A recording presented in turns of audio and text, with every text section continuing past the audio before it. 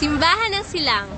Itinatag bilang parokya ng mga Pransiskano noong Pebrero 3, 1595. Nasunog ito noong Agosto 30, 1603. Nagtayo ng bagong simbahan ang mga Pransiskano sa patronato ni San Diego de Alcala.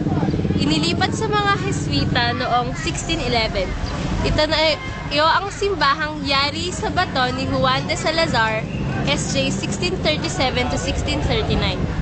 Inialay sa patronato ng Nuestra Señora de Candelaria, mga taon noong 1640. Naging kuta ng mga Guardia Civil ng Kupkubin at itaboy sila ng Filipinong manghihimagsik na pinamumunuan ni General Vito Bellarmino 5 hanggang ika-6 ng Setyembre 1896.